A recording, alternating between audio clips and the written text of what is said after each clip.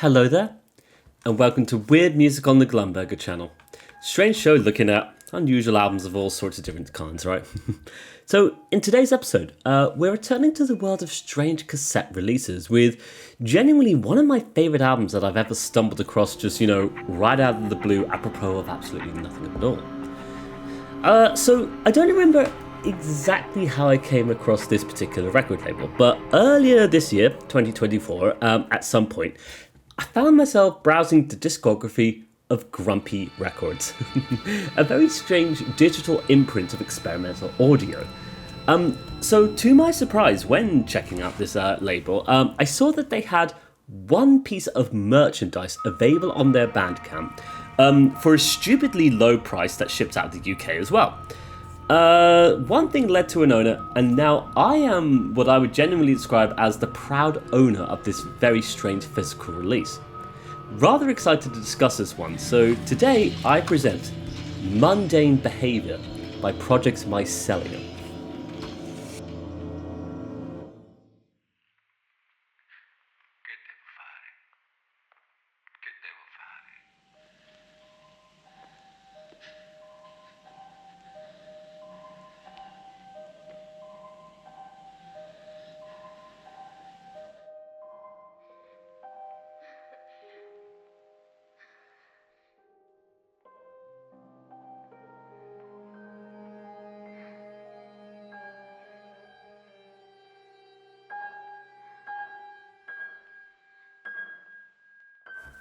So of course let's ask ourselves, who are Project Mycelium? Well, Project Mycelium is an exploratory musical project formed in 2013 by members Luke Brennan and Lorenzo Santagalli. And with the handful of releases over the years, including a bunch of digital-only releases that were released via the aforementioned Grumpy Records, this is essentially at a very strange sort of artistic. It's very difficult to describe it. Like an artistic band that discover the world of sounds and strange soundscapes and exploring it all through their particular craft. And so today we're reviewing Mundane Behaviour, a very peculiar soundscape indeed, combining unsettling instrumentals with peculiar field recordings and samples to create a very skewed and fractured observation of the everyday world in all of its mundanity. And so, originally released in 2017 on Tavern 80th on cassette, a Finland-based English non-profit micro-label, they also thought to add an outer packaging to its very peculiar paper packaging sort of design here. This very cassette is wrapped in this sort of very delicate paper tissue with this big block black on the front of it, essentially. Just a sort of little unique part to having purchased the album through them and themselves, it seems, and I think it's actually something very cool about it. To go back to it though, Project Mycelium, Mundane Behaviour and all that lot, I have to say, when it comes to the moniker of Project Mycelium, just the name alone, it feels, I'm pretty sure this is in reference to the strange interconnected world of mycelium and mushrooms and, those roots and systems that they just branch out and stuff. And when it comes to Project Mycelium, as a band name, I kind of get a sense of a sort of drugged out vibe when it comes to, this particular album and the stuff they release, especially with its sort of rather strange exploration of sounds and instances. It does have a very incredibly strange and unexplainable vibe to it, and therefore I kind of get that instance from it, if that makes any sense to you at all. In any case though, let's discuss the musical part of things, shall we? So, opening up with the very peculiar statement of, "I am sick of shaving every morning," we get such a peculiar opening of hushed, almost panicked breathing, punctuated by the very silence itself and being accompanied by a low-end undulating rumble. And there's a build-up of intensity before it all fades away, creating a real sense of tension that feels almost impossible to shake at times. And with every rise and swell of sounds themselves, we see new details and patterns emerging from the void, slowly painting this very disorientating picture of the everyday world around us, of feels. And what I find interesting is the use of silence in this particular track, though. Each swell feels like it's introducing different elements here and there, whether it's the pull of a string instrument, or the atonal notes of a piano, or even the garbled voices struggling to be coherent in amongst a strange landscape. It's a very slow burner of an opening track, really taking its time to present the scene and maybe suggest to us the idiosyncratic nature of this very album itself. As what starts off as tense turmoil guides itself to a rather gentle string section towards the end, made a little bit surreal by the continued garbled voices that, make it feel like our very senses are being slowly manipulated, by, whatever, basically. Very fascinating way to open up the entire album, and from here only gets, more fascinating, I have to say. So moving on, we do get track 2, Tragedy and Evil. And from this opening, you give us very starkly different vibe as to what, as the opening track. So we give us sort of a melancholy lo-fi guitar pattern, that sort of plays around this. It's always very sad little riff, perhaps, before being accompanied by the rising sound of voices out in public. And within this sort of sound tapestry, there's small subtle manipulations of that guitar sound that creates a lovely instrumental passage to begin the song with, before it then becomes a rise of static and a drop right into the looped guitar section that slowly accelerates a little bit more with each and every passing second.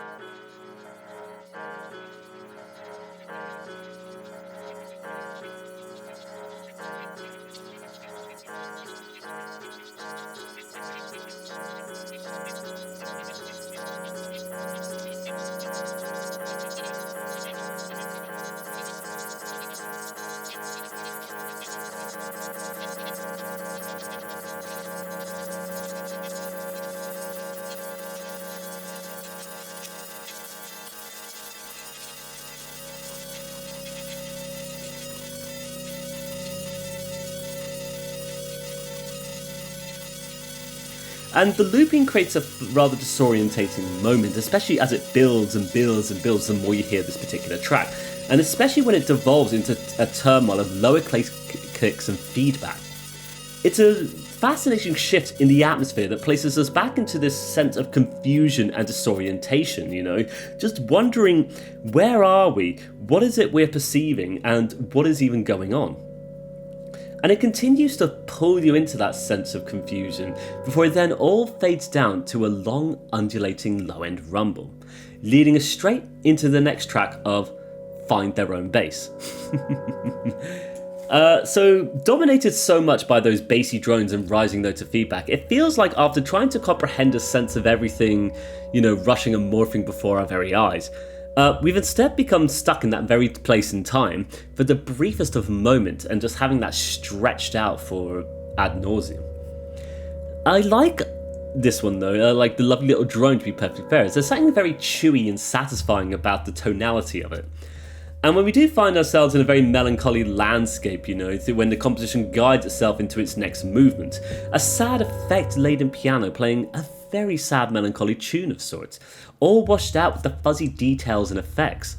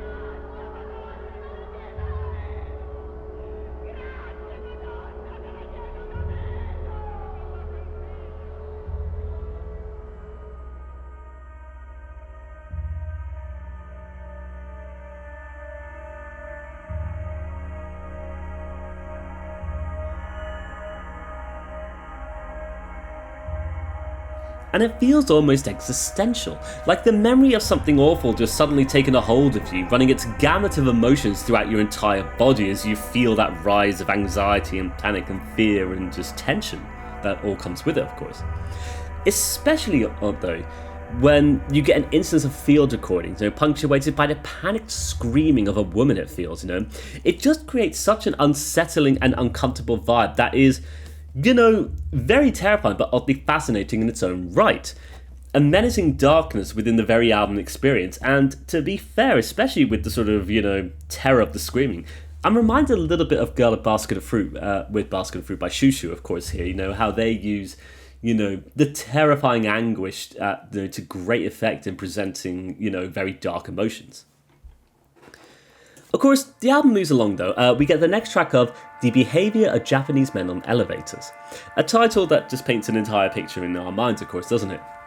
And this brings us right back to the violins, cellos and pianos before it all then becomes caught in reversing effects, reminding me a little bit of the kinds of things we heard on Everything's a Love Letter by Saddleback, which we reviewed a couple of months ago by now, I think. Who knows. In any case, on this, there's a much more menacing edge to what's being presented here, You get the twinkling, rattling chimes accompanying odd little loops, and once again, it all becomes very disorientating. Like spinning around in a circle, unaware and confused by your very location as you find yourself unable to comprehend it entirely. And to try explain it, it's almost like going through the daily motions of your life itself, only for the slight small details to slowly emerge on the blurry landscape. Very peculiar, very weird and interesting, but with experimental albums like this, I find that sense of narrative they pull you through to just be one of those really fascinating things, of course, one where your head just gets influenced by the very emotions and vibes being presented by the music, and it creates this existential state of comprehension, if that makes any sense, of course.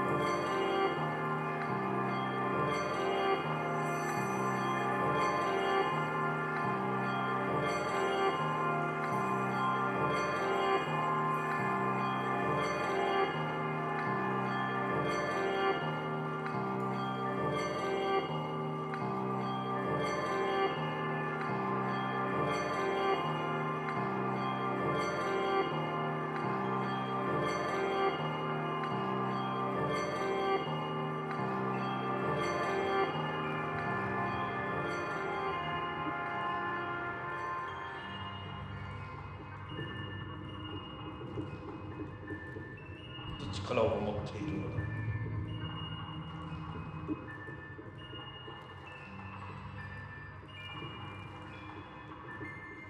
一匹でも世界を滅ぼす力を持っているのだ。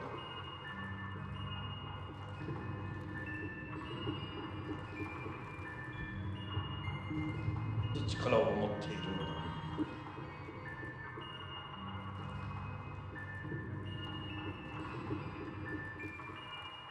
で、太陽エネルギー力を待って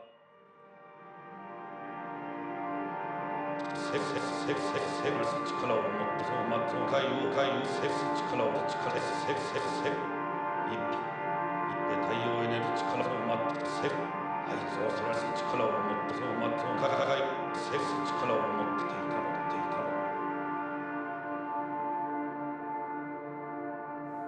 And especially with how much so many facets just loop, shift, change, and morph around throughout the entirety of this album, I should mention. It's just fascinating how it just comes up with so many different emotions. And I have to say, I've been referencing a lot of previous episodes in this episode, but I'm reminded again of another album we've already looked at, A Necessary Softness by Alexandra Spence, where it just really just manipulates various sounds to great effect. Truly amazing to hear on this, I have to say as well. Moving along, we get the next track of There Was an Omen. I would have to say this is perhaps one of the more challenging tracks across this whole album, though, which in of itself is perhaps, somewhat of a demanding album at times. So most of this one is punctuated by the playing of a vocal sample, a woman speaking in what I assume is French. I'm sorry, I don't know, but I'm sure somebody does know. Let us know in the comments, please. And what you're getting is pianos and drums attempting to, what I assume is repeat the sort of very harmonic notes her voice makes, trying to play along with it, like the piano playing the same notes and the drums playing, matching the tempo of her speech, if that makes sense. And what you're getting is a very confusing and arrhythmic track at times, but it then gets contrasted by this beautiful musical passage that feels a lot more orchestral. And it's a lovely moment to hear on the album. But before long, as soon as you're just getting comfortable with that lovely orchestra, you just get thrown right back into that confusing garble of voices and piano notes, which does come across as oddly jazzy in some context, I guess. Kind of cool. It's very weird though, especially with how this composition seems to bounce back and forth between these two different states of free jazz and orchestral movements of sorts. It's very incomprehensible as it just goes between the two. Especially the garbling of the voices though. It's almost as though we're listening to some lesson or speech from a figure, only for a perception of it to slowly become warped and distorted, and then our minds to just wander down a tangent of pleasant instrumentals before being warped right back down to reality once more, back in the room with the crazy voices. And at this point, especially after everything experiencing, it's all the more stranger, right?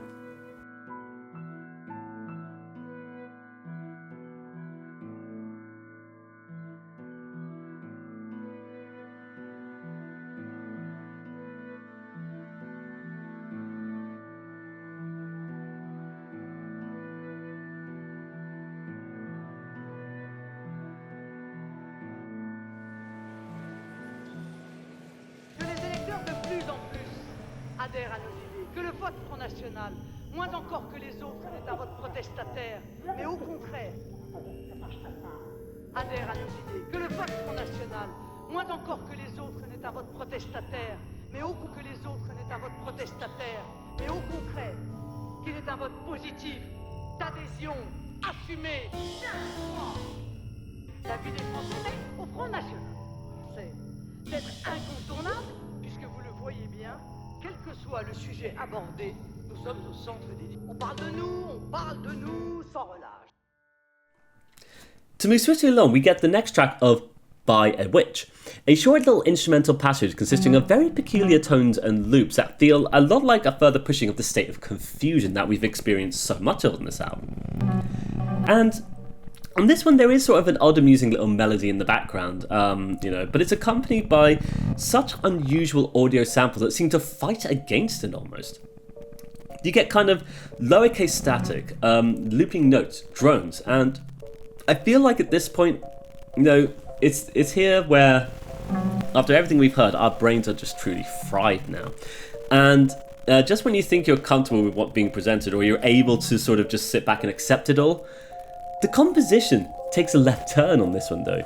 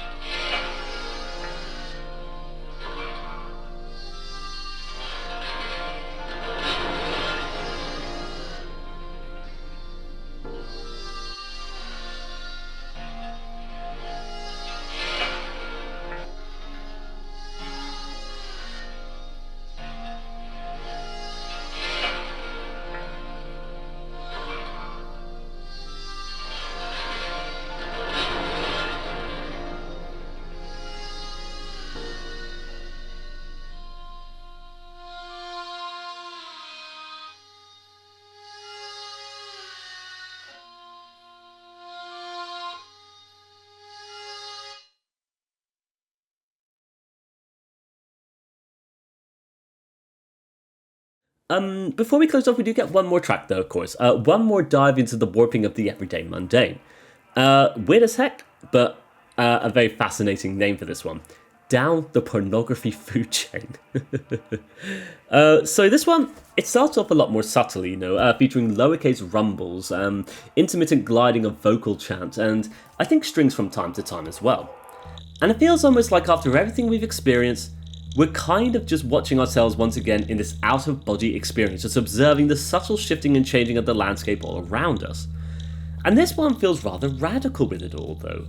Almost as though it's a culmination of so much of what we're experiencing on this album thus far. A further pushing of that existential state of confusion and isolation within that changing landscape.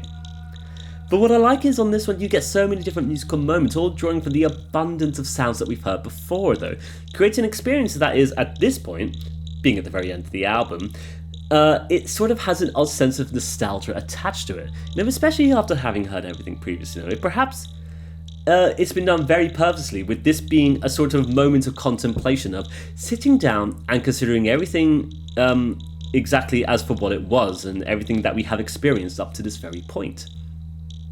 And I like it because it creates a sense of calm and sort of accepting of turmoil, of confusion, of madness and chaos and stuff, and it helps you to come to peace with it all, I feel.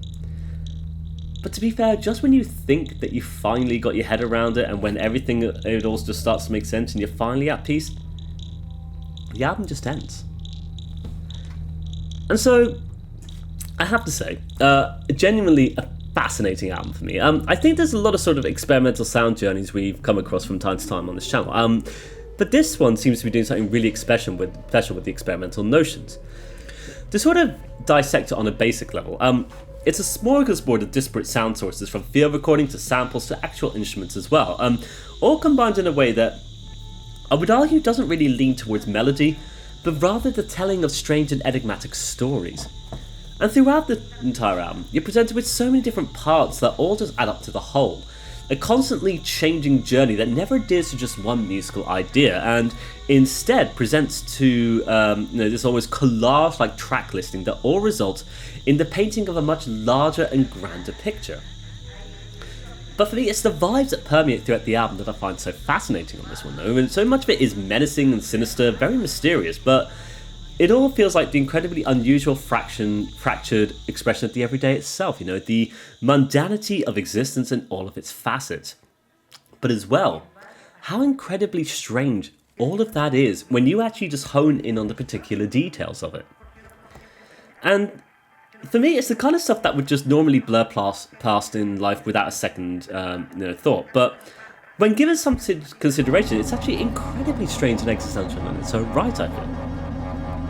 And weirdly enough, this is going to be a very weird tangent, but this is perhaps the very essence of what I want to try and present on the very show itself, that within everything there is something strange and peculiar going on, whether it be how something sounds or how something makes you feel. But also, the sheer fact that it exists in this current place and time, in this very world, that's incredibly strange to me and incredibly weird. And the sheer notion of that as well is just very weird and unusual to me. It's maybe a difficult concept to try to explain or even put into words that doesn't even sound like pure madness, but heck, whatever, this is weird music, it is what it is. I just, weirdly enough, think that Mundane Behaviour, Project Mycelium, it kind of sums up a lot of how I feel about music in general. I don't know how to really explain it properly, so you know what? I think with that we're just going to come to the end of the episode of Weird Music there. To be fair, I'm really glad to finally got my thoughts out regarding this particular album here. It's genuinely a strange little thing to have stumbled upon when discovering Grumpy Records. I'll be honest though, my discovery of this album purely came from the sheer fact that the Bandcamp was offering this cassette for such a cheap little price, but regardless of that, it's a truly fascinating album to be discovered though. And what a wonderful little introduction into the world of Project Mycelium, though. Its name certainly does evoke the kind of strange coincidental patterns of mushrooms and their roots, which seem to express in the form of their ever-growing experimental music. But I have to say, easily without a doubt, one of my favourite things I've ever stumbled upon, and very honoured to have this as a part of my growing cassette collection now. And so with that, I would like to thank you for watching today's episode of Weird Music. I wish you all the best, take care, and bye-bye for now. Bye bye.